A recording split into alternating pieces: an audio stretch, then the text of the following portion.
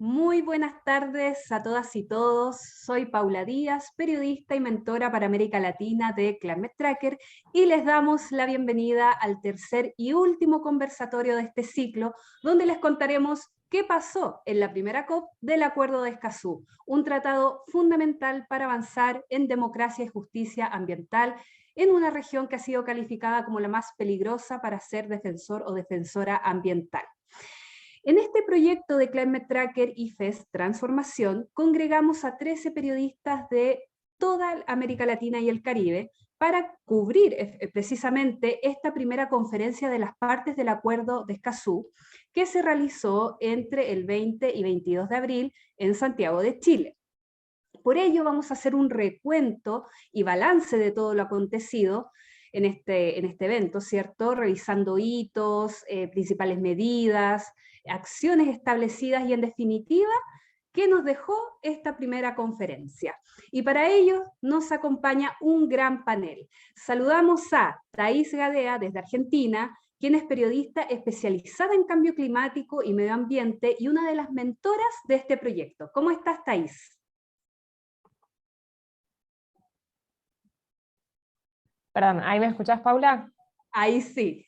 Ahora sí, ¿cómo estás? Ya estamos más relajados hoy. Me parece que si nos vienen viendo en los webinarios anteriores estábamos un poquito estresantes. Hoy ya estamos como, bueno, terminó la COP, escribiendo los últimos artículos, así que sí, nos ven con caras un poquito más eso, con menos estrés, digamos.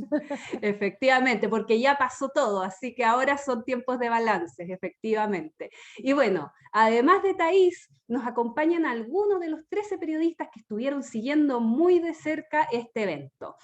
Saludamos a Tania Chacón desde México, quien es co-creadora y periodista del boletín de noticias en formato podcast, Reporte Sandía. ¿Cómo estás, Tania? Hola Paula, hola a todos. Bien contenta de estar aquí para platicar de este tema.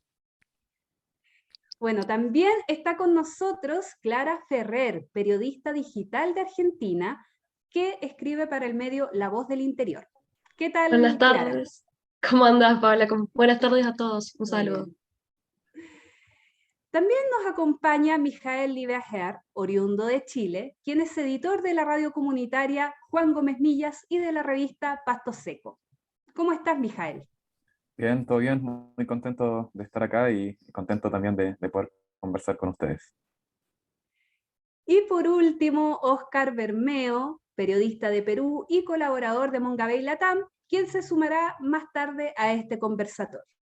Bueno, dicho todo esto, les recordamos que pueden dejar sus preguntas al final, para el final de este conversatorio, y vamos a repasar muy brevemente lo que se vio en esta COP, y luego vamos a comenzar a desglosar cuáles fueron las cosas que marcaron esta conferencia. Para hacer un recuento, y sobre todo para quienes a lo mejor se perdieron los otros conversatorios, que por cierto están en nuestro YouTube, en esta primera conferencia de las partes se congregaron los 12 estados parte de Escazú, es decir, aquellos países que firmaron y ratificaron este tratado dentro del plazo establecido y que por lo tanto tienen derecho a voz y voto, ¿ya? Y los pueden ver ahí más abajo. También en esta COP participaron países como observadores, es decir, que no son estados parte porque están en proceso de adhesión o ratificación, y por lo tanto no tienen derecho a voto, pero sí a voz. Y por supuesto también en esta conferencia de las partes hubo una participación muy activa de las organizaciones de la sociedad civil y de los representantes del público, que podríamos calificar como el verdadero corazón de este tratado, sobre todo porque han sido quienes durante años han impulsado y presionado para que este tratado se haga realidad en nuestra región. En definitiva, se congregaron más de 780 personas, incluyendo a las comitivas y delegados de los distintos gobiernos, organismos internacionales y regionales, panelistas y representantes de la ciudadanía que participaron de forma presencial o virtual también por factores varios, entre ellos la pandemia que nos asola actualmente. Siguiente. Bueno, dentro de las principales cosas que pasaron en esta COP, sabemos que son muchas, pero para hacer un resumen, estuvo la elección de la mesa directiva del acuerdo, la cual finalmente quedó conformada por Uruguay en la presidencia, con Marcelo Cousillas, y también con Argentina y Santa Lucía, las vicepresidencias, y Antigua y Barbuda y México como miembros de esta mesa. Adicionalmente, y que era una de las partes esenciales de esta reunión, estaba la definición de las reglas de procedimiento de la conferencia de las partes, para definir, por ejemplo, la periodicidad de las reuniones, entre otras, y las reglas de composición y funcionamiento del Comité de Apoyo a la Aplicación y el Cumplimiento. Este Comité de Apoyo es muy importante y es parte esencial de Escazú. ¿Por qué? Porque va a ser el grupo integrado por 7 expertos o expertas independientes con trayectoria reconocida en democracia ambiental, que van a ayudar a los estados partes a la implementación efectiva del Acuerdo de Escazú. Es decir, que el Acuerdo de Escazú no quede en el papel, sino que realmente se respete, se cumpla y se aplique. Y, por lo pronto, lo que se viene es una reunión extraordinaria en abril de 2023 en Argentina, para escoger precisamente a estos 7 miembros del Comité de Apoyo y Cumplimiento, que ese es el nombre corto que le damos, Comité de Apoyo y Cumplimiento es más simple, y además una segunda reunión ordinaria de la COP de Escazú en abril de 2024. Dicho todo esto, Thais, tú que eres una periodista especializada en la cobertura de las COP, ¿qué destacarías de la primera conferencia de las partes del Acuerdo de Escazú? Primero que nos perdimos el brindis final que siempre hacen, o sea, esas fiestas que hay después de la realización de una COP, diría que es eso, por lo menos los que estuvimos, ¿no? A distancia nos perdimos eso. Pero bueno, como soy de Argentina, al igual que Clara, antes de avanzar un poco en lo que creo, ¿no? Como que fueron estas diferencias o similitudes entre ambas COPs, quería agregar algo de data a lo último que vos mencionaste, porque quizás suena raro esto, una COP en Argentina, pero la ordinaria después recién en 2 años, y esta diferencia entre, o sea, ¿cuál sería la COP 2? La COP 2 sería la que se va a realizar en 2024. Cuando se le llama COP extraordinaria, que le pusieron a la que se va a hacer el próximo año en Argentina, es porque únicamente es una COP donde se pueden trabajar en temas de una agenda ya definida. Es decir, no se pueden incluir nuevos temas. Atención Bolivia, ya después van a explicar por qué hice recién ese comentario de atención Bolivia. Pero básicamente como lo que queda es, ok, hay que definir cómo está compuesto el comité, eso es lo que se va a poder trabajar en la COP en Argentina. No temas nuevos, solo lo que sigue en agenda. De allí que la COP 2 propiamente dicha recién va a ser la de 2024, que de nuevo se va a celebrar en Santiago de Chile. Dicho esto, bueno, los chicos quizás son el inicio de una camada de periodistas que van a cubrir lo que es la COP del Acuerdo de Escazú. Mi expertise, o lo que yo le llamo mi segundo hogar, son las COPs climáticas, las que hacen a todo el contexto del Acuerdo de París, y me pareció como muy interesante, porque si bien hay otras como la de biodiversidad, de certificación, acá era como, bueno, empezaba, ¿no?, una nueva COP a partir de un acuerdo, y acompañando a los chicos y chicas en lo que fue la cobertura, marqué como pensé como, bueno, 3 cuestiones, ¿sí?, con algunas similitudes y diferencias. En primer lugar, la duración. Las COPs climáticas duran 2 horas, siempre se extienden sobre el final. Son 2 semanas duran 2 horas, 2 semanas. Son 2 semanas, ¿sí?, de trabajo, y todo lo intenso se condensa en las últimas horas, que se termina trasladando a días, porque nunca termina a tiempo.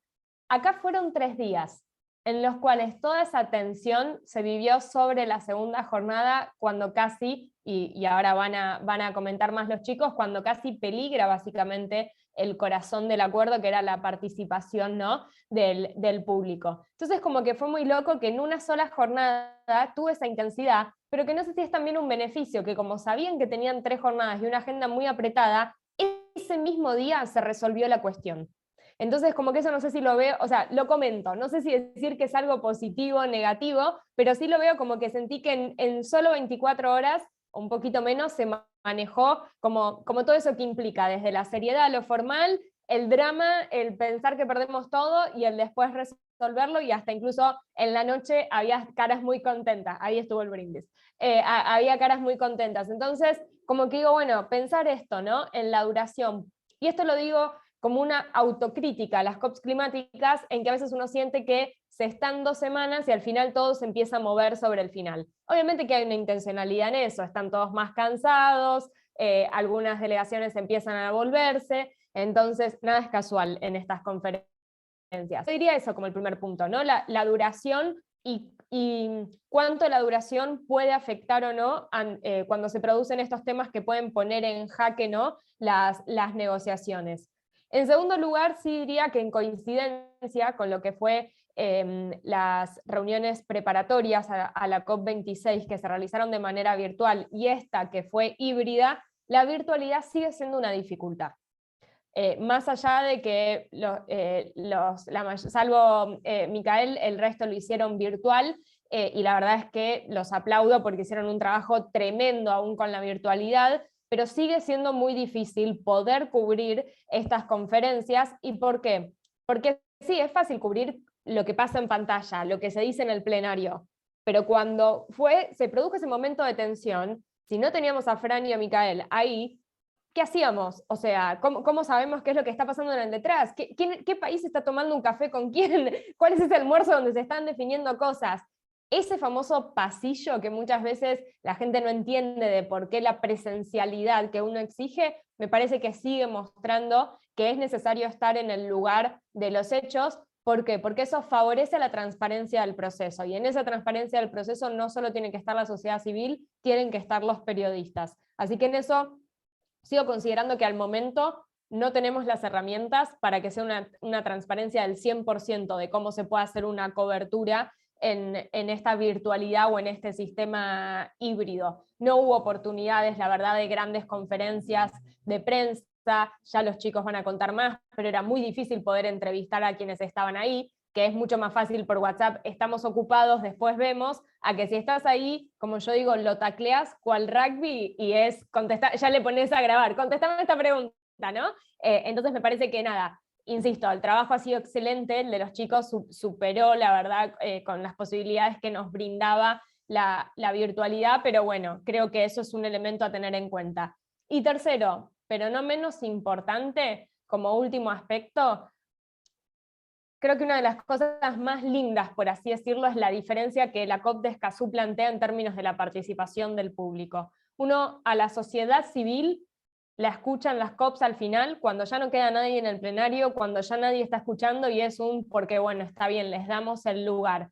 Y después las escucha cuando se manifiestan afuera. Pero acá era ver a gobiernos, a representantes del sector público y al lado sentado a representantes de la sociedad civil. Que sí, obviamente podemos seguir discutiendo en cuántos tienen que ser los representantes, en si que tiene que haber representantes para determinados grupos, desde ya, pero todo eso va a ir haciendo a ampliar la democracia del proceso. Pero yo la verdad es que celebro y admiro, y ojalá todas las COPs puedan imitar eso de la COP de Escazú, que es que la participación del público sea una participación con lo que acá se llama con voz. Quizás en algunos espacios no tiene voto, pero voz, que la sociedad civil pueda intervenir sobre, bueno, en este párrafo estamos analizando tal, y que incluso el orden sea en función del orden en el que se pidió la palabra, no que la sociedad civil queda relegada al final. O sea, pide Argentina, sociedad civil, Bolivia, y va en ese orden, esa igualdad.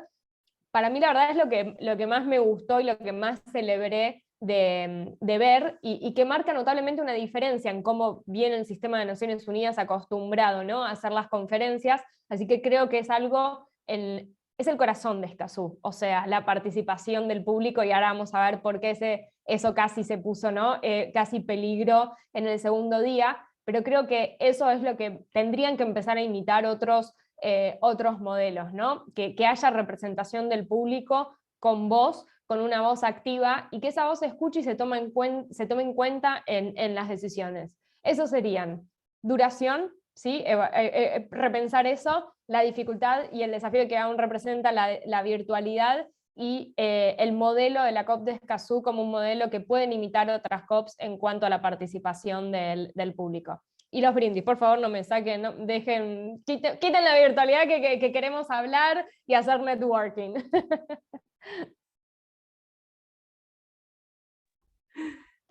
Muchas gracias, Thais. Bueno, y como tú lo adelantabas, uno de los periodistas pudo estar presencialmente en esta conferencia de las partes. Mijael, como periodista que estuvo ahí viviendo in situ todo lo acontecido, ¿qué fue lo que más acaparó tu atención como periodista en cuanto a las discusiones, hitos y la participación tanto de los gobiernos como de la sociedad civil? Si nos puedes rescatar algunos momentos. Bueno, sí, fueron varias cosas. Yo creo que la posibilidad de estar ahí adentro, de estar en el mismo lugar donde se discutían todos los temas, fue muy, muy enriquecedor. El primer día fue todo flashes y alegría, y había mucha prensa en el primer día. Luego, el segundo y tercer día, muy, muy poca, creo que estamos yo, Fran y quizás uno o dos medios más. Y ese fue para mí el día más importante, cuando Bolivia, como mencionabas, Thais, antes, propone muchos nuevos artículos que no estaban hablados en ninguna de las reuniones previas, porque esto se venía trabajando hace muchos meses. De hecho, en marzo hubo una pre-COP. Entonces, la tensión que se vivió dentro de esa sala de la CEPAL fue realmente importante tener la posibilidad, como también lo decía Thais, de conversar con las personas en los pasillos, de ver los movimientos que se hacían, de ver qué países se juntaban con qué estados para conversar, para tratar de dar vuelta a la situación que se estaba viviendo, los murmullos que se generaban, cómo las personas decían que esto podía fracasar, el miedo que había en gran parte de la sociedad civil de que se quitara la participación del público. Todo eso se pudo palpar estando allá adentro, y para mí fue una gran experiencia, muy, muy enriquecedora. Tuve la posibilidad de conversar con Marcelo Cursillas, que es el presidente de la COP, cuando estaba terminando, y estar ahí compartiendo con todas estas personas, también con la gente de la sociedad civil, los representantes de los pueblos originarios, fue una muy, muy grata experiencia como periodista, y creo que uno de los principales beneficios o los principales cambios que tiene esta COP es lo de la participación del público. Entonces, poder vivirlo ahí in situ, notar la atención a medida que Bolivia iba presentando nuevos artículos, y los demás representantes iban cambiando su cara, se iba cambiando su semblante, y luego con el quiebre que hubo ese segundo día de las negociaciones, luego la vuelta, después de un largo periodo de pasillo donde se fueron a diferentes salas a discutir, y luego llegaron con las soluciones bastante rápidas. Vivir ese cambio, vivir todas esas tensiones, poder preguntarle directamente a las personas a medida que iban pasando los hechos, creo que como periodista fue una gran experiencia, y comparto totalmente que debería ser presencial siempre, aunque tampoco pude participar en los brindis después. Gracias, Mical. Respondernos algo que creo que lo sospechábamos desde el otro lado. Todos fueron para cuando habló Boric y después se fueron, ¿no? Eso suele pasar muchas veces, ¿no? Exactamente. El día que habló Boric, estaban los canales de televisión, habían muchos flashes, había mucha prensa de Chile, sobre todo, y luego se va Boric y desaparece toda la prensa. Sí. Fue Eso muy, es muy, algo muy que se notorio. repite. Eso es algo que se repite, por ejemplo, en la Asamblea de Naciones Unidas en Nueva York. Todos van para cuando escuchar y ver al presidente de Estados Unidos, sea Biden o sea Trump, y después se van. Todo el resto de los presidentes hablan ante, bueno, la mitad, un cuarto de la sala llena, pero es increíble como esa, ¿no? Bueno, y acá en este caso por lo que Boric podía significar en el cambio, ¿no? Para el gobierno, y sobre todo con esta postura. Y yendo a lo que fue entonces el desafío con el resto de los chicos del fellowship, ¿no? En materia de esto de poder hacer, de ustedes hacer la cobertura remota, ¿cómo fue también la participación de sus países en si enviaron delegaciones, ¿no? a la COP? ¿Cómo es que vieron a su país? De si es que fueron y participaron activamente o si simplemente estuvieron. Y también a mí me interesa en eso saber cómo fue la relación con ustedes, si tuvieron oportunidad de aún en la distancia poder estar en contacto con sus países, o no, y si estuvieron en contacto, si, bueno, hubo respuesta del otro lado o no. No sé si Tania, ¿querés empezar y después Clara? Sí, claro. Bueno, en cuanto a esto que preguntabas, ¿no? De cómo fue esta relación, eh, no sé, es mi primera experiencia cubriendo una conferencia, una cumbre de este tipo, pero al menos en esta ocasión la relación con la delegación mexicana se me hizo bastante transparente. Desde un principio sabíamos quién era la delegada, al menos representante de gobierno que iba a ir. El contacto ya con ella fue un poco más atropellado, ¿no? Es lo que decíamos, ¿no? Estos retos de la virtualidad. Si yo hubiera estado ahí, bueno, me acerco, ¿no? Como hizo Mijael, que pudo entrevistar a Cusillas, bueno, yo no le pude ir y poner el micrófono, ¿no? Tuve que tratar de gestionar el contacto a distancia y pues no se pudo, hay una serie de cosas ahí burocráticas, pero lo que sí pude es tener contacto con representantes de México, de la sociedad civil, que sí estaban ahí presencialmente, que fue mucho más sencillo el contacto con estas personas. Y bueno, fue a través de estas personas como pues fue saliendo la información, me platicaban, fue saliendo la cobertura, ¿no? Y pues así fue como salió adelante. Y pues aquí decir a las personas que pues nos están escuchando que para que tengan el contexto que México ya firmó y ya ratificó. Así que pues llegó a la cumbre como uno de los 12 países que ya son estados parte. Y de su participación destacaría yo creo que 3 puntos. En primer lugar, que pues México fue uno de los países que se plantó fuerte, ¿no? Por mantener la participación del público en los textos. Ante esta situación que ya se platicó, ¿no? Lo que ocurrió con Bolivia, o al menos lo que se apreció a la distancia en la virtualidad, fue que México defendió esa participación del público bastante firmemente. Y en segundo lugar fue que anunció la creación de un grupo interdisciplinario de trabajo que se va a dividir en 3 subgrupos, uno por cada derecho que se plantea en el Acuerdo de Escazú, para monitorear justamente cómo ve en México la implementación. Es algo que no se sabía, o al menos yo desconocía, y que puede resultar interesante, o al menos ya ha despertado bastante interés, sobre todo cuando pues se den a conocer los resultados de este grupo de trabajo. Ahora también va a haber que ver cómo se va a integrar, cómo va a operar este grupo. Por ejemplo, ya se está pidiendo que pueda tener cierta independencia, que pueda ser un grupo autónomo, independiente. Entonces, pues eso es bastante interesante. Y por último, pues contarles que México anunció que va a hacer un aporte económico al Fondo de Contribuciones Voluntarias, que esto también para que tengan el contexto, es un fondo al que los países pueden aportar dinero para la implementación del acuerdo. Y pues es relevante porque al parecer México está gestionando conseguir fondos para esto y hasta el momento es el único país que ha anunciado que hará un aporte, aunque por supuesto pues también falta ver que efectivamente se asignen los recursos y que pues se haga el aporte. Gracias, Tania. Y sumar que vos tuviste el desafío en esto que decías de no estar en el lugar y no haber podido quizás frenar y entrevistar a alguien, que vos encima lo necesitabas para un podcast, con lo cual necesitabas el audio, ¿no? Digo, ahí había un desafío doble, porque quizás a veces, bueno, alguna respuesta, mensaje de WhatsApp, pero vos necesitabas lo sonoro como recurso, y no lo sonoro en cualquier contexto, ¿no? Que mínimo se tenía que escuchar claro, con lo cual ahí, nada, era un desafío adicional. Clara, ¿querés poner un poco en contexto cómo fue la participación de Argentina, que va a ser sede de la COP extraordinaria del próximo año? Y también si tuviste la posibilidad vos a la distancia de entrar en contacto con la delegación participante. Bueno, primero, el dato más importante, Argentina también es uno de los países que ratificó el acuerdo, es decir, es un estado parte. En 2020 lo ratificó después de una campaña muy importante de organizaciones civiles reclamando que el Congreso ratifique y apruebe este Tratado de Derechos Humanos, porque Escazú es un Tratado de Derechos Humanos, o que sea específicamente de ambiente.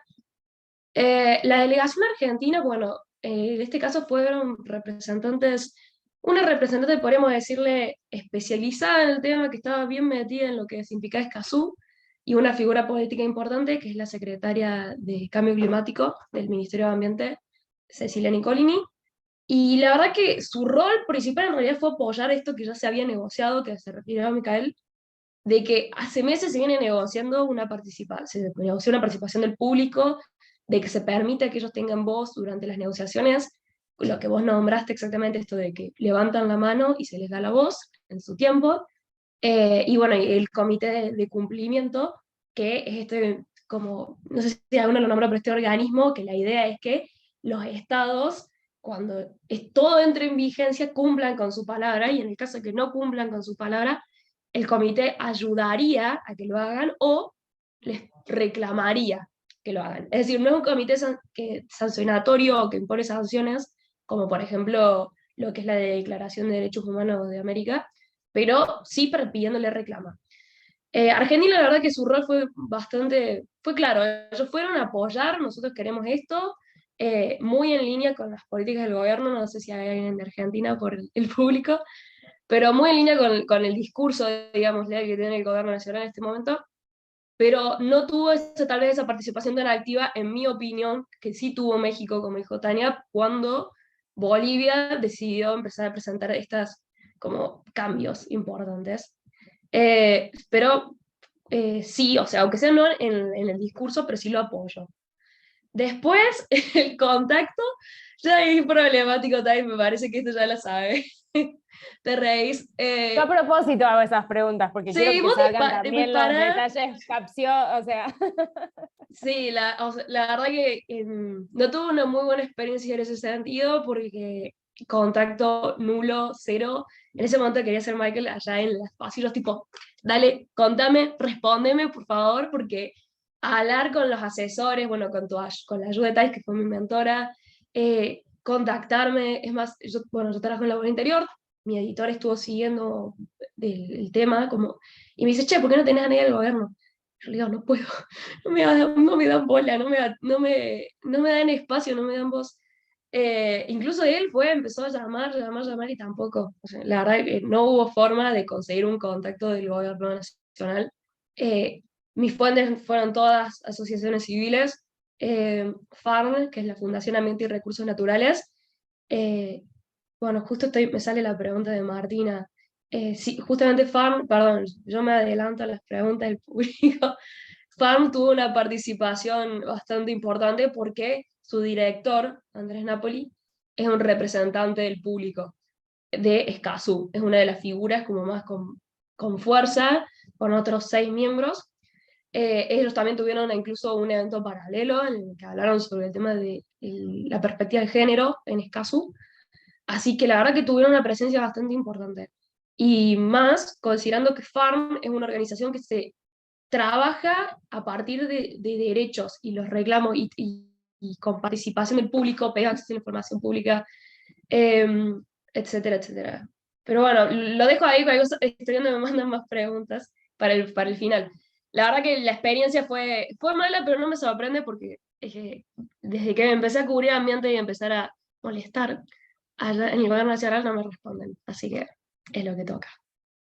Ya me asusté, la experiencia fue mala la intentar contactar al gobierno. Sí, Imagino que perdón, la del experiencia. fellowship, no. No, perdón, es la verdad, la expresión estuvo mal. No No, pude no. contactar con el gobierno, muy divertido el seguir las negociaciones porque estabas con yo qué sé, almorzando, viendo el video, porque obviamente nadie te ve a vos, y decís, estaba de repente Bolivia empieza a presentar cambios, es como, no, ¿para qué pasó? Yo pensé que esto se tenía que terminar rápido, y de repente todo un lío. Bueno, la verdad estuvo muy bueno, ¿qué iba a decirle? Esos almuerzos de diplomacia internacional, ¿no? Que uno después los va a tener Sí. en el recuerdo, sobre todo si sigue ahí la cuestión híbrida o de la virtualidad.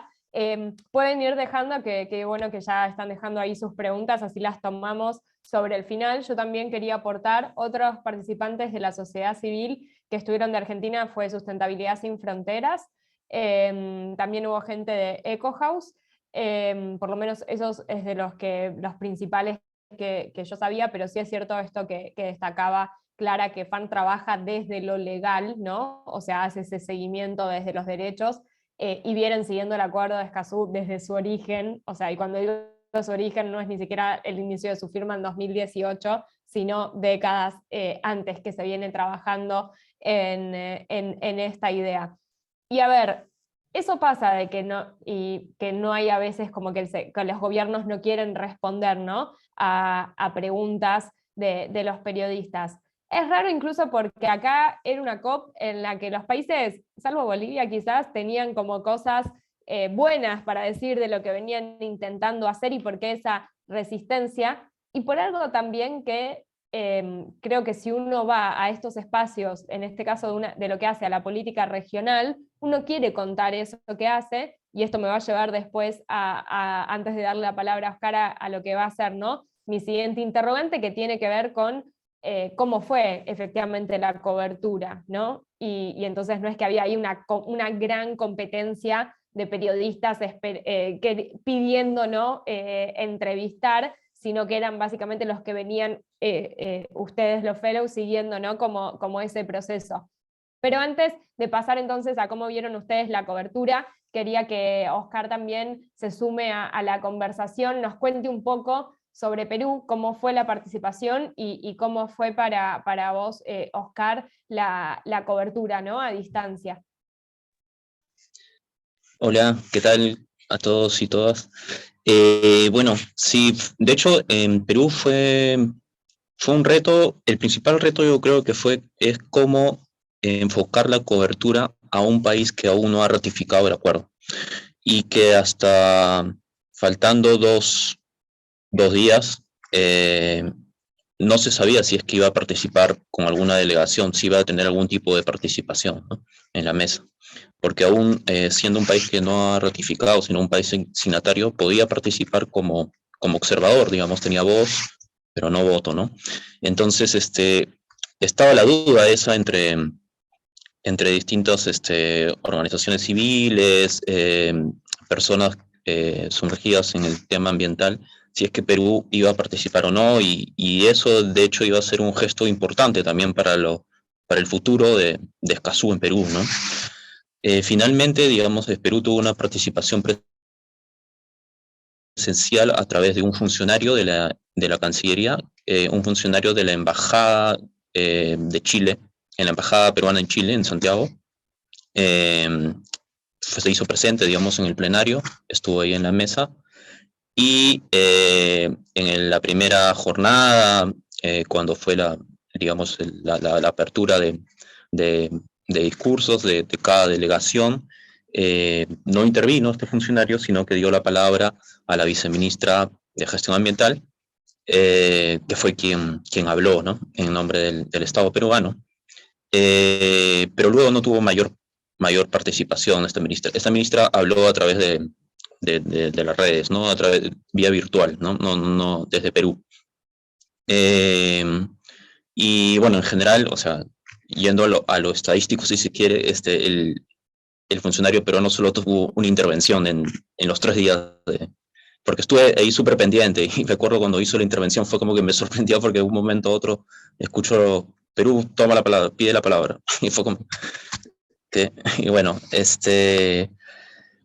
en el caso de contactar a la gente de Perú, digamos, para las notas, los aliados más importantes fueron, sin duda, como lo mencionaban los otros chicos, las organizaciones civiles, que de Perú fue un grupo importante, digamos, un grupo significativo de jóvenes, la organización DAR, también de la plataforma Escazú Ahora, que es un colectivo de jóvenes que está impulsando la ratificación, y bueno, también algunos representantes de la COICA, que es la organización de comunidades indígenas de los países de la cuenca amazónica, ¿no?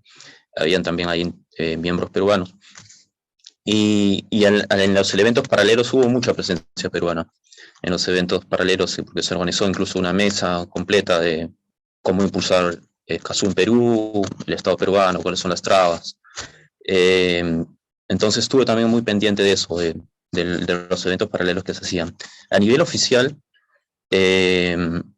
digamos, con el Ministerio de Ambiente, he tratado de comunicarme.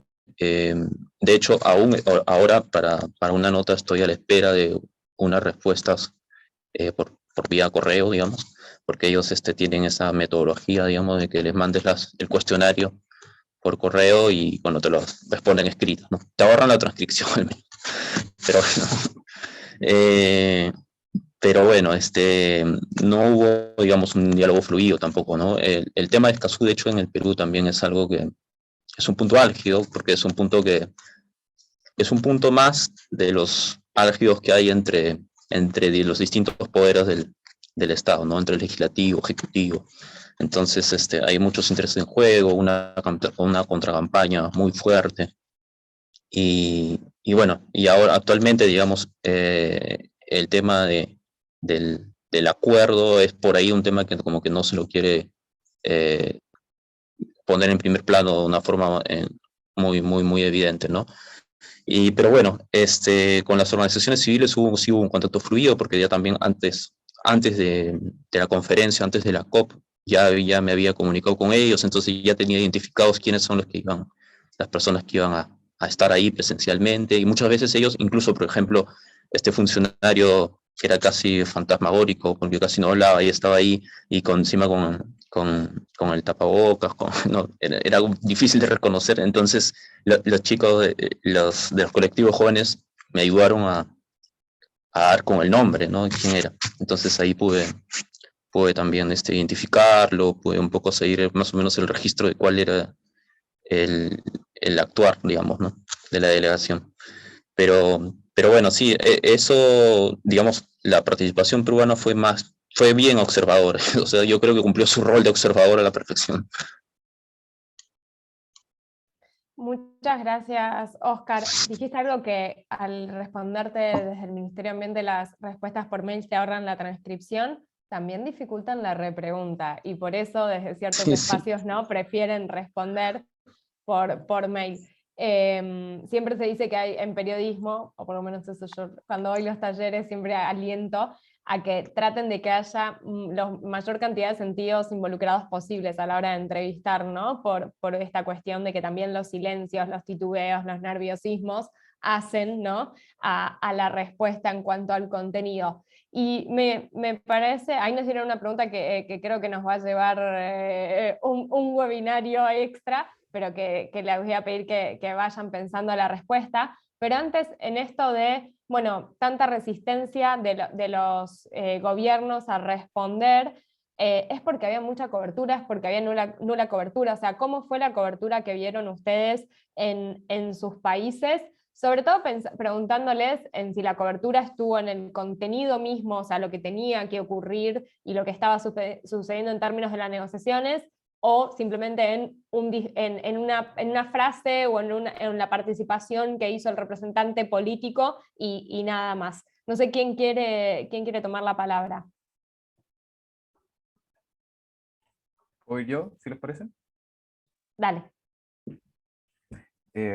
Bueno, en Chile particularmente la cobertura se centró, como lo conversábamos en un inicio, en la participación de Boric en el inicio del acuerdo, o sea, de la COP. Decían que, bueno, Chile va a ser la sede de la COP, muchas notas de inicio, muy pocas notas sobre el contenido, lo que se iba a discutir, que se buscaba en esta COP. Y bueno, cuando fue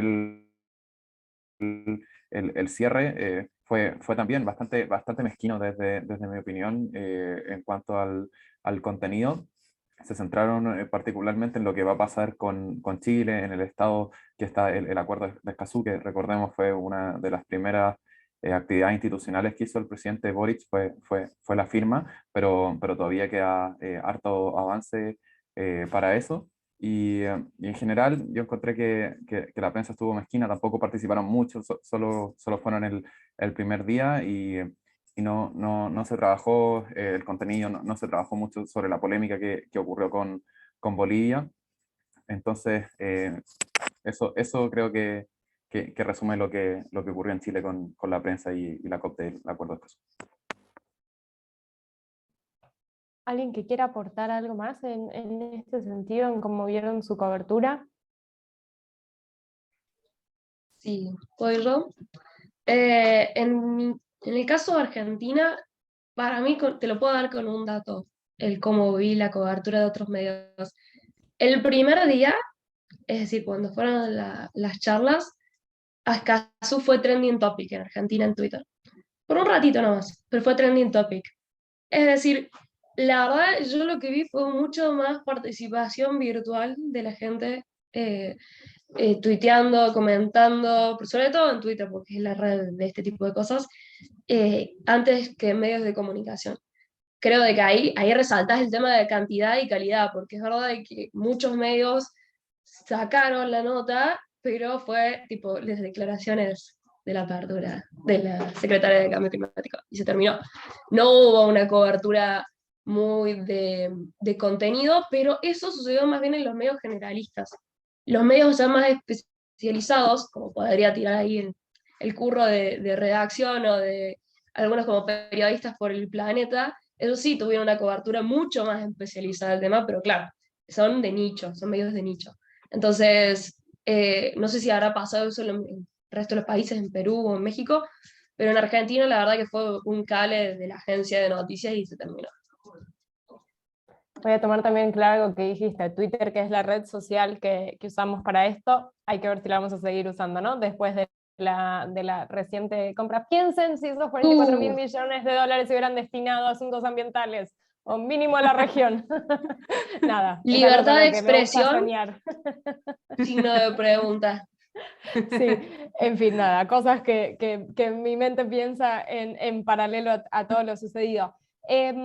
No sé si Tania o Oscar quieren comentar algo, si no me gustaría tomar una de las preguntas Sí, que ya están aportando en el chat. Sí, Oscar. sí, sí, no, solamente quería, sobre el tema de la cobertura, bueno, como el resto de países también de parte de los medios masivos, digamos, hubo una cobertura muy limitada, muy escasa, por ahí alguna nota chica, pero justo hace un par de días salió en un medio masivo una nota sobre los acuerdos, me sorprendió un poco, y no más, por ahí más fueron los medios especializados los que siguieron el tema de cerca. Lo que sí hubo un incidente durante los días de la COP que en Perú sí tuvo una repercusión mediática más o menos significativa, que fue el asesinato de Ulises Rumichi, que fue un defensor indígena, un líder indígena de la zona de la Selva Central. Y eso fue justo el día de la inauguración, digamos, en realidad, claro, fue la noche anterior. Y bueno, eso sí tuvo una resonancia importante en medios, pero fue más el enfoque que se lo dio fue más como un tema del asesinato y no se lo vinculó tanto con una cuestión ambiental, el tema de Escazú, o sea, no hubo ese link, digamos, en los medios, ¿no? No hubo esa conexión digamos, fue más una cuestión de atender esa contingencia y no ver el problema de una forma más estructural, ¿no? ¿Cuáles son las causas de que se esté dando esto? Sino más fue la espectacularidad de encontrar o asesinaron a otro defensor ambiental. Pero sí, o sea, en muchas de las notas que salieron, el 99% sobre el caso de Ulises Rumiche, no se mencionó la palabra Escazú, ¿no? Más bien eso sí se mencionó en las redes, como mencionaron los chicos, con el tema de Ulises Rumiche también fue tendencia un rato en Perú, y ahí sí algunas personas hicieron mención del acuerdo, ¿no? La necesidad de ratificar el acuerdo, y bueno, y que justo estaba iniciando la COP. Pero sí, más vino de las redes, digamos, esa demanda de impulsar el tema. Gracias, Oscar. Voy a tomar porque me parecen interesantes algunas de las preguntas que ya hay en el chat, sobre todo para meternos, recién vimos un poco, bueno, cómo vivieron los fellows la experiencia de la cobertura, pero para meterlos en el contenido y en esto responder también al título de este webinario, que es ¿qué fue, no? Lo que pasó, más ahí en el contenido. José pregunta sobre de los objetivos iniciales, ¿cuál es el avance? Y en ese avance, ¿no?, de esta COP me lleva también a tomar la pregunta de Martina, que qué avances hubo en cuanto a las reglas de procedimiento. No sé si alguno quiere empezar y alguien después introducirse más en tema de reglas de procedimiento. Tania, ¿querés? Sí, pues en realidad platicarles que los objetivos iniciales eran prácticamente dos, que eran justamente lo que comentaban por ahí en el chat, las reglas de procedimiento y las reglas de cómo va a operar el comité de cumplimiento al apoyo de Escazú, que es este comité que va a estar acompañando a los países parte en cómo van a estar implementando el Acuerdo de Escazú. Entonces, pues ya lo comentamos, ¿no? Ahí hubo, prácticamente se esperaba que en la COP se hicieran modificaciones, no sé, al lenguaje, a algunas palabras, que se incluyeran, no sé, pequeñas modificaciones. Luego pasó lo de Bolivia y fue cuando pues se quiso justamente quitar estos aspectos que eran muy innovadores y muy poderosos, que así se consideran, que es la participación del público, ¿no? Y sobre el comité, pues justamente que sea independiente, que no esté formado por gobiernos, que pueda operar de manera autónoma, ¿no? Y eso fue lo que peligró. Pero finalmente, pues como ya les contaron a mis compañeros, pasó sin algunas modificaciones menores que no modificaron la esencia finalmente. Entonces, pues en general sí quedó esa sensación de que fue una COP exitosa en cuanto las reglas de procedimiento y lo que pasó con el comité, pues se pudo aprobar. Es decir, ya se aprobó que va a existir este comité, falta ver algunas cosas y ahí pues empiezo a contestar esta otra parte de la pregunta, que es como cuál es la agenda para la reunión interina de Argentina. Ahí se espera, por ejemplo, que ya se elija a quiénes van a ser las personas que van a formar parte de este comité. Y pues justamente se hizo para poder ir avanzando más, bueno, se planteó que se hiciera para ir avanzando más pronto en esto y ya llegar a la COP de Chile, a la de 2024, ya con un comité y quizás que ya puedan empezar a arrojar algunos resultados. Entonces, sí. Y de las reglas de procedimiento, pues les digo también, el documento se aprobó casi sin modificaciones. Tal cual, estas dos COP se van a realizar cada 2 años, salvo que haya alguna cosa interina como la que está planteando Argentina, y pues va a tener una mesa directiva donde va a poder participar el público con un representante que pues va a tener la difícil tarea de recoger todas las propuestas e ideas del público, que público es como cualquier persona, entonces va a ser una tarea difícil, pero pues va a tener este asiento con voz y con voto en la mesa directiva, y pues cualquier otra persona que lo desee y que pueda permitírselo, pues va a poder participar con voz en las COP. Gracias, Tania. Sí, o sea, para poner como en modo de resumen, básicamente, y era algo que hablábamos en el webinario anterior, es esto de cuando las COP son o no exitosas. Eso hay que evaluarlo en función de con qué llegábamos, ¿no? A las COPs, a las conferencias, y como bien dijo Tania, o sea, bueno, ¿cuáles eran los objetivos que había para este? Y si uno analiza los objetivos que había, bueno, se lograron, o sea, básicamente se aprobaron los documentos que se venían trabajando entre los gobiernos, entre la sociedad civil, tanto para lo del comité como para las reglas de procedimiento. Que entendemos esto es, bueno, es como a partir de ahora empezamos a trabajar, o sea, lejos de haber terminado, ahora empieza lo más importante, que es el juego, por así decirlo, de la implementación del acuerdo y el hacer cumplir, ¿no?, el acuerdo. Entonces, en Argentina no solo se va a definir cómo se va a componer ese comité, sino también definir cuestiones de, bueno, cómo va a ser, digamos, el vínculo en cómo el público se va a comunicar también, ¿no?, con ese comité a la hora de presentarle cualquier tipo de denuncia. Y lo que me atrevería a decir, de acá a la COP2, lo que tendría que pasar, y es algo que he venido hablando con representantes de participantes, ¿no?, de la COP, tiene la otra parte, porque lo que hablamos recién y lo que recién les comentaba Tania es lo técnico, pero también hay una parte política, que es que más países avancen en la firma y ratificación del acuerdo. Se esperaba o se tenía la expectativa de que pudiera ocurrir antes de esta COP, y apenas se logró lo de Chile. Bueno, ayer hubo novedades en Colombia con un avance ahí en el Congreso, pero lo que más tendría que ocurrir acá a 2 años es que tengamos muchos más países sobre la mesa, ¿sí?, para que dejen de participar como simples observadores, y sobre todo porque cuando el país lo ratifica, hace que el acuerdo tenga vigencia para sus ciudadanos. Y un acuerdo regional necesitamos que abarque los derechos de los ciudadanos de toda la región. Entonces me atrevería a decir que no es solo lo técnico, es también lo que pase políticamente,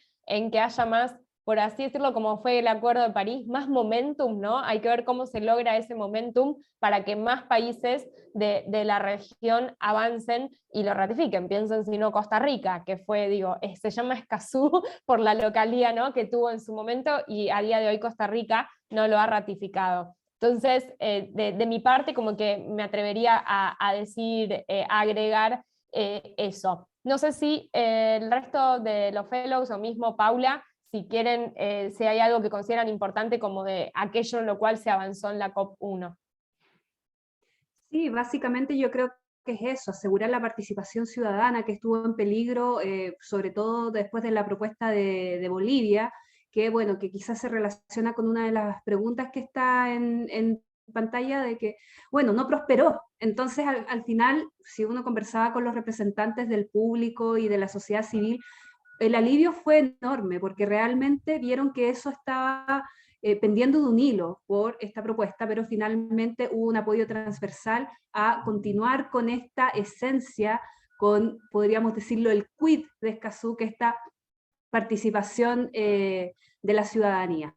Entonces, bueno, también mencionar que son 33 países en la región y solo 12 han ratificado. Entonces, no es menor, por eso también se llama a visibilizar este acuerdo. Nosotros a través de este programa que tenemos junto a FES Transformación, hemos visto las brechas y vacíos en el conocimiento. Por ejemplo, algunos de nuestros fellows que son o periodistas becarios, me refiero, que son, por ejemplo, de Honduras, de Panamá, realmente hay muy poca difusión de Escazú en esos países.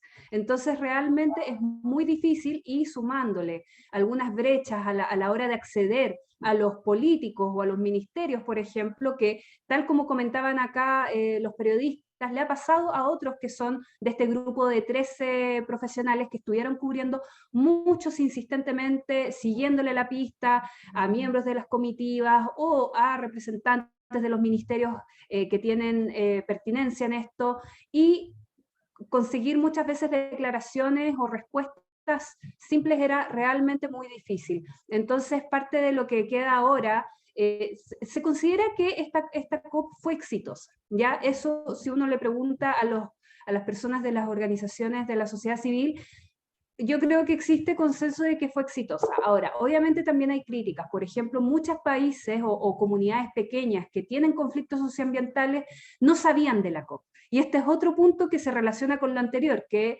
en muchos países no hay una difusión tan extendida del Acuerdo de Escazú, o tampoco hay tantos puentes entre las distintas instituciones relacionadas. Entonces, algunos, por ejemplo, y esto lo pueden ver en entrevistas que hicieron becarias, por ejemplo, de Costa Rica, que comunidades indígenas no tenían idea de que se iba a hacer la COP y de que podían participar, aunque sea virtualmente. Pero resulta que eso también es una dificultad. ¿Por qué? Porque muchas comunidades pequeñas o que están ubicadas en lugares remotos, que sabemos que son muchas en América Latina y el Caribe, no tienen acceso a Internet o no tienen acceso a un computador.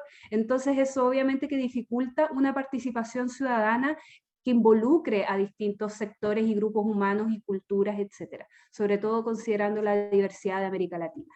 Así que, de todas maneras, eso es muy importante y quería comentarlo. Y en esa senda también Susana de Guío pregunta, ¿cómo consideran el rol que tuvo la COICA en la COP? Óscar. Bueno, a mí me parece que tuvieron un rol bastante, como diría, bastante entre simbólico y también muy significativo. De hecho, bueno, ellos estuvieron presentes en varias mesas paralelas y también sus representantes tomaron en varios momentos la palabra en el plenario, ¿no? En distintos instancias del debate y de las exposiciones. Y bueno, fueron también tomaron también partido y hicieron frente a la propuesta boliviana, ¿no? De hecho, eso fue también, digamos, fue significativo que desde la ciudadanía, digamos, manifiesten su rechazo a esa intención de quitar el lugar del público en la mesa directiva. Ellos llegaron también llegaron a la COP con algunas propuestas que venían trabajando, que básicamente implicaban incorporar a un miembro indígena en la mesa directiva, un miembro indígena también en el comité, y había también pedían la creación de un cuenco indígena. Son propuestas, digamos, que de algún modo, o sea, yo creo que por las formas en que de las reglas de procedimiento en que se mueve la COP, o sea, sabían obviamente, yo creo de antemano que no se iban a aprobar en esta, pero yo creo que era como instalar el tema, ¿no? Instalar la necesidad de diversificar de repente las voces. Y hicieron, bueno, bastante hincapié en sus exposiciones sobre esta necesidad de incorporar, digamos, una voz indígena o incluso en los responsables de público, ¿no? En los diversos espacios, digamos, que tiene la COP, incorporarlos a algún representante indígena. Bueno, ellos fueron a hablar en nombre de, digamos, de las colectividades indígenas diversas que hay en Latinoamérica, si bien ellos forman parte de una organización de países, de 9 países de la cuenca amazónica, ¿no? Pero, digamos, fueron con la bandera de las diversas colectividades indígenas. Me parece, digamos, que tuvieron un rol bastante protagónico, porque, digamos, se hicieron muy presentes en casi todos los debates, digamos, o sea, tomaron postura, sentaron postura, tomaron partido, y en ese sentido instalaron este tema en muchos, en las redes. Por ejemplo, yo vi también que había mucho esta cuestión de incorporar, ¿no? Incorporar la voz indígena con mayor presencia en la mesa directiva, que bueno, es un tema que yo creo que va para las futuras COPs, digamos, va a ser algo que por ahí va a tener que tratarse, ¿no? Oscar, estaba pensando justamente en eso, porque fue cuando Bolivia empieza a mover todas las piezas, bueno, cuando hay movimiento también otros aprovechan a hacer ciertos reclamos, ¿no? Y ahí es donde surge este reclamo, tanto de la juventud como de las comunidades indígenas originarias, de tener ellos un representante más allá de lo que es el representante del público, como asegurarse que haya un representante de jóvenes, otro representante de comunidades originarias. Eso desde ya, que como vos bien decís, puede ser uno de los temas que se empiece a debatir aún más de acá en las próximas COPs. A mí me pareció algo muy interesante que nos dijo en una reunión así informal que hicimos en el segundo día con Andrés Napoli de FAN y otros de los representantes del público, que es que a veces cuando uno pide eso, cuando uno pide tener al representante indígena, más de un país va a decir que no. Ahora, cuando tenés representantes del público en general, vos de golpe sentás al de la comunidad indígena y habla. Entonces ahí ya no te pueden decir que no. ¿Se entiende? O sea, como este ejemplo, entonces, como que, bueno, es intentar también jugar en las cartas sobre la mesa, y a veces, cuanto más específico sea el pedido en la representación, quizás hay más resistencia de ciertos gobiernos. Porque ¿qué es lo que pasa en algunos países, o por ejemplo, en mucho de lo que quería hacer Bolivia, es sentar al representante de la comunidad indígena con la cual el gobierno es más amigo, por así decirlo, ¿no? Como que ellos elijan quién está ahí sentado. Entonces eso también es la dificultad. Y ahí Mariana hace una pregunta que, Micael, quizás vos que estuviste en el lugar me podés profundizar más, porque pregunta si se pudo acceder a la propuesta escrita que llevó Bolivia. Hasta lo que yo sabía, la propuesta circulaba, pero no la querían dar a conocer mucho más, porque darla a conocer era reconocer que era como una propuesta. Y justamente Bolivia estaba yendo, digamos, se fue de las reglas del proceso formal. Entonces nadie quería hablar del documento, porque hablar del documento era, entonces todos están viendo el documento. Pero, Micael, vos que estuviste ahí, decime de si, nada, si el papel se movió más de la cuenta, si ya está online en algún lado o no. Fue un tema lo de la propuesta de Bolivia. Por un lado, lo que tú decías, que no querían hacerla oficial, y por el otro, hubo un gran problema con la traducción, porque acá hay dos idiomas oficiales, que era inglés y español, y países angloparlantes no recibieron la propuesta de Bolivia traducida, lo que generó un caluroso debate en ese momento. Finalmente, creo que la solución que se determinó desde la presidencia fue anexar la propuesta de Bolivia, por lo que debía estar en los documentos publicados de la CEPAL. Durante los momentos de la discusión, Francisco Parra, Discriminant Tracker, nos consiguió algunos datos, algunas partes de la propuesta con la que pudimos analizar y conversar ahí más en profundidad, pero yo no tuve acceso a la propuesta completa, pero sí escuché que la iban a anexar y que iba a quedar en la página de la CEPAL para que la gente lo pueda ver y la pueda comparar también si es lo que requiere.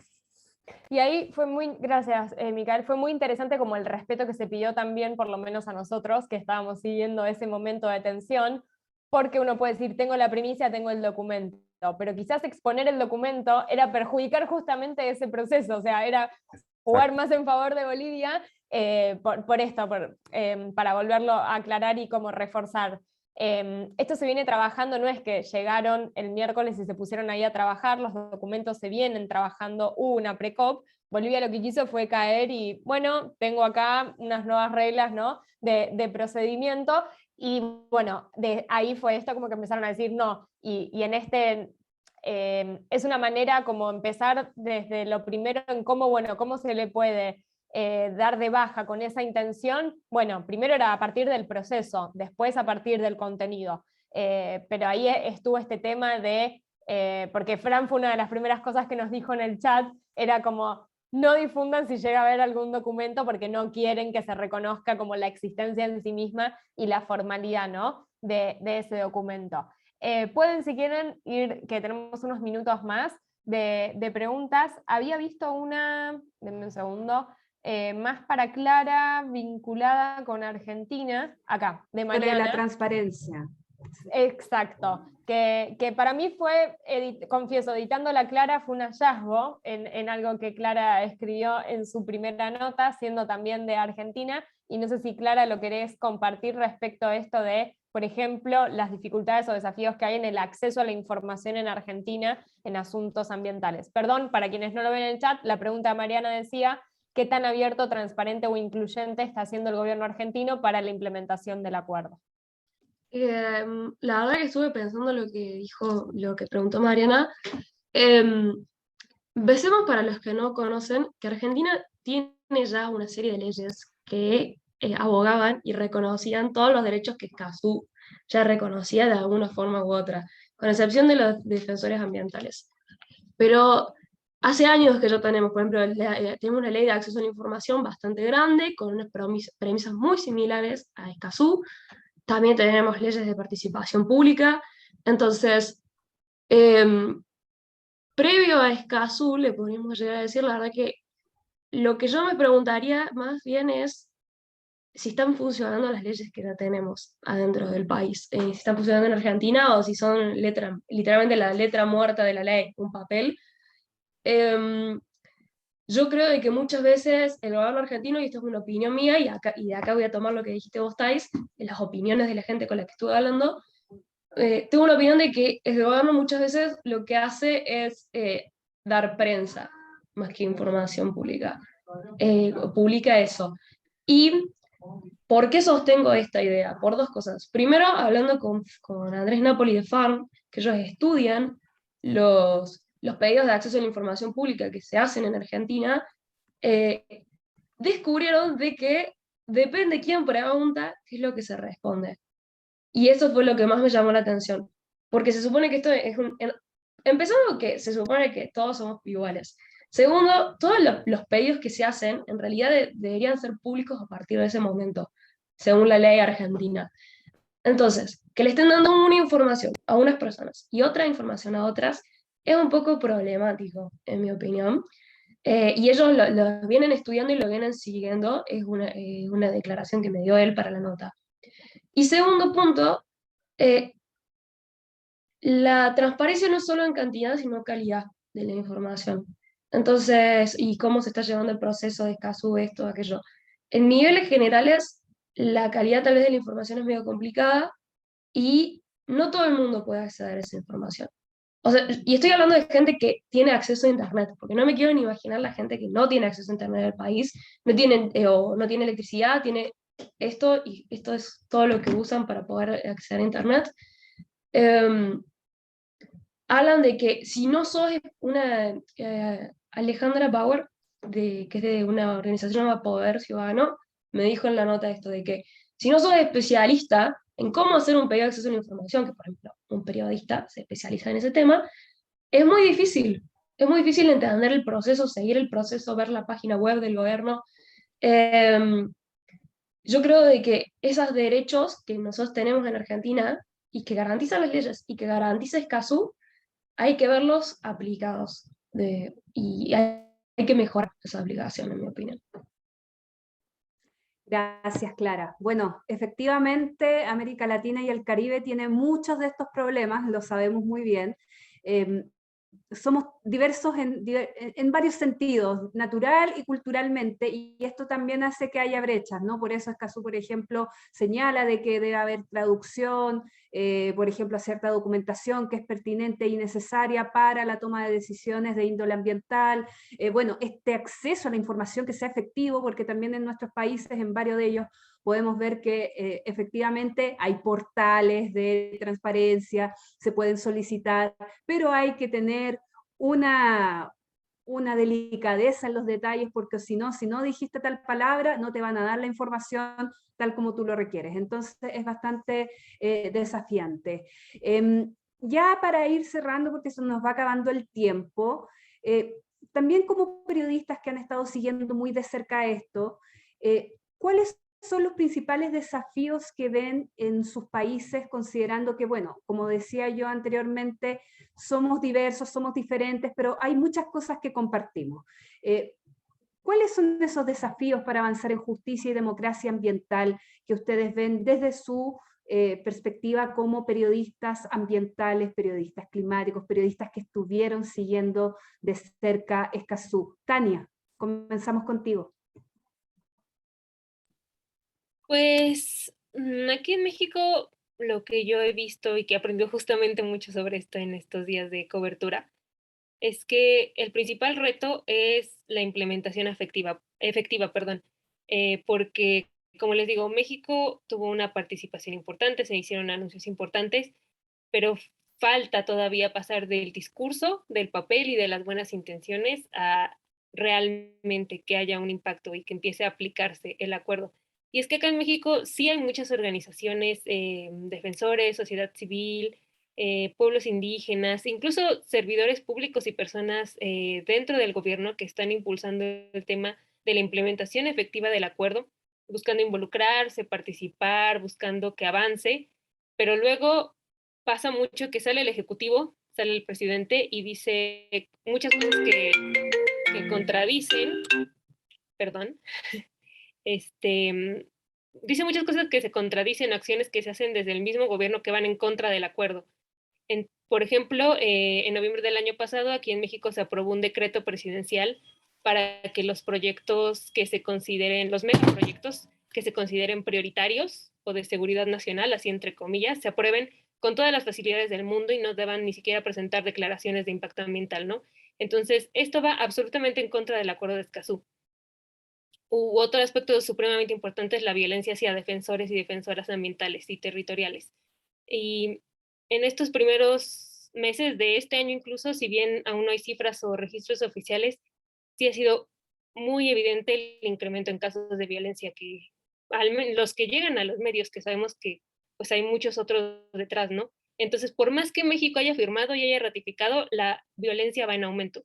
Entonces es un panorama complicado, contradictorio, y para mí es el principal reto, que la implementación empiece verdaderamente a tener consecuencias e impacto en la vida pues, de todos, y que pase de los anuncios, de los compromisos, de las firmas, de las ratificaciones a verdaderamente la implementación y el impacto en la calidad de vida.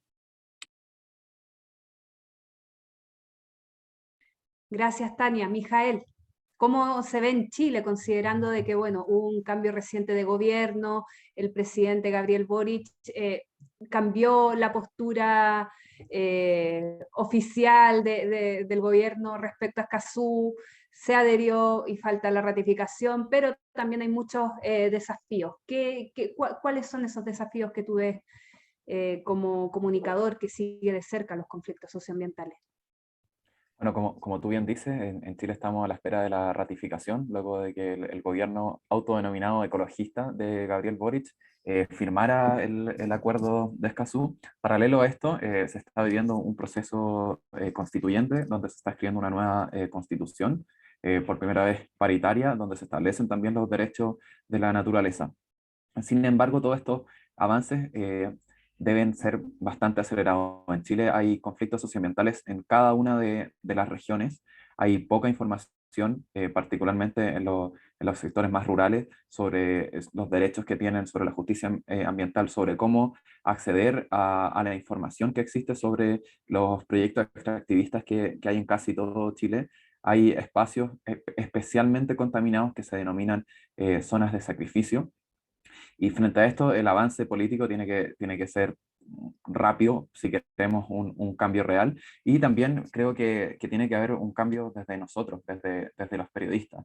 Actualmente los conflictos socioambientales se cubren netamente cuando se llega a un proceso judicial sobre el tema. Principalmente las personas que hablan son hombres, es la empresa privada o son expertos, y se olvida que las personas que habitan estos espacios son los que sufren realmente las consecuencias del cambio climático y de los conflictos socioambientales. En ese sentido, creo que tiene que haber un cambio, que hay avances en Chile que están existiendo, sobre todo después de octubre del 2019, y que tenemos que cambiar también la perspectiva nosotros como comunicadores y como, como comunicadoras, para que esto también se traspase a la sociedad, a todos los espacios. Gracias, Mijael. Oscar. Bueno, el caso peruano, primero parte de que lo esencial sería instalar, primero, antes de pensar en la ratificación, es instalar el tema de la necesidad del acuerdo de Escazú y su implementación en el Perú.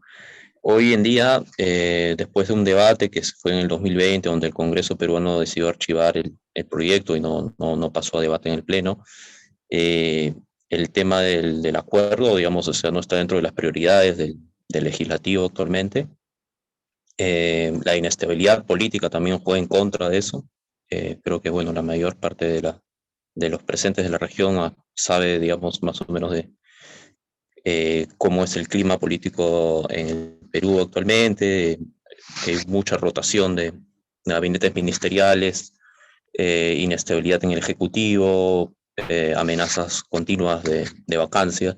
Entonces, estos cambios de gabinete continuos también dificultan, imposibilitan poder diseñar estrategias que promuevan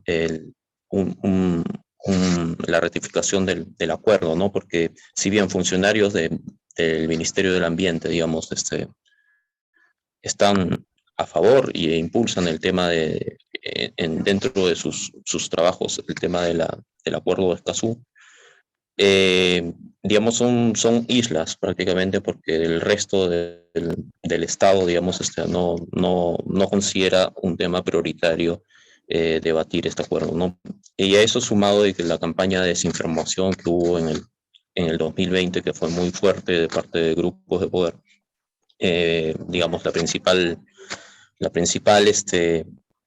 sombra que se puso hacia el acuerdo de Escazú fue que iba a afectar la soberanía nacional, ¿no? Entonces, de ahí para abajo, una serie de discursos diversos que sin duda, bueno, instalaron en un gran sector de la población que el tema de Escazú sea casi una mala palabra, ¿no? Entonces, conversando en estas semanas con algunas fuentes para las notas, me comentaban, una me dijo una frase como que me quedó también retumbando un poco en Perú, en Lima, bueno, particularmente, hubo un derrame de petróleo hace 3 meses, un derrame de petróleo muy significativo, muy grande en la costa limeña. Y ese era el momento, me decía, si en ese momento no se impulsó en el Congreso el debate por la ratificación del acuerdo, la veo bien difícil. Había pasado en Lima, era un hecho, digamos, prácticamente poco habitual, digamos, por la magnitud que fue, y sin embargo ni eso movilizó a que el Congreso, digamos, se instale en la mesa de la comisión el planteamiento de la ratificación, ¿no? Entonces, las estrategias hoy, digamos, en el Perú pasan por tratar de, digamos, articular el movimiento ciudadano que hay a través de organizaciones civiles, de grupos de jóvenes, de comunidades indígenas, y tratar de incorporar esa fuerza en una estrategia que venga desde el Ejecutivo, ¿no? Actualmente la comisión donde la primera instancia, digamos, para ratificar el acuerdo, que es la comisión en el Congreso, la comisión específica está presidida por los grupos, por partidos que son los mismos que se opusieron en el 2020 a la ratificación. Sé que por las fuentes también con las que estuve conversando, sé que desde Cancillería, entre Cancillería y Ministerio de Ambiente, están armando un nuevo proyecto, un nuevo proyecto de ley para mandar al Congreso, donde están incorporando voces que no estuvieron incluidas en el 2020, voces de sectores que a priori, digamos, eran contrarias, de las Fuerzas Armadas, del grupo empresarial. Entonces están tratando de hacer un proyecto que sea un poco más convincente, digamos, para estos sectores que se muestran reacios a la posible ratificación del Acuerdo de Escazú, ¿no? Perfecto, gracias Oscar. Y Clara, los desafíos para avanzar en justicia y democracia ambiental en Argentina. La verdad yo la voy a hacer cortita, abogo por lo que dijeron los demás, creo que también se aplica a Argentina en su medida. Creo que lo que va a costar, y tal vez va a costar en todos los países, es incluir a defensores y organizaciones más pequeñas, digamos, más chicas, porque voy a tomar la declaración que todavía no la publiqué, va a ser para la última nota, de una ONG o una asociación civil acá en Córdoba, en la ciudad en la que vivo, y ellos me dicen, las negociaciones internacionales como Escazú parecía que pasaran por la estratosfera, me dicen. No nos tocan, no nos afectan. Y estas son palabras textuales de esta persona. Me pregunto cómo lo será, o sea, cómo lograremos que estos defensores ambientales, que Escazú es para ellos, se sienten incluidos y puedan reconocer a Escazú como una herramienta para poder trabajar. Perfecto, gracias Clara. Bueno, lamentablemente se nos acaba el tiempo, tenemos que cerrar, pero los invitamos a que revisen nuestro canal de YouTube, donde van a estar estos 3 conversatorios sobre la COP1 del Acuerdo de Escazú. La idea justamente es generar este levantamiento de información, de difusión, de lo que va a pasar, de lo que no, etcétera. Así que junto con invitarlos a eso, también pueden revisar en nuestra página web y en nuestras redes sociales de Climate Tracker toda la compilación de artículos y podcasts, en algunos casos que están publicando los 13 periodistas que están cubriendo este hito en este tratado regional. Así que, de todas maneras, seguimos conectados. Muchas gracias a Thaís, a Mijael, a Tania, a Clara y a Oscar por estar acá, y a todos a quienes nos han acompañado, y seguimos contactados, por supuesto, en una próxima ocasión. Hasta luego. Muchas gracias. Chao, muchas gracias a todos.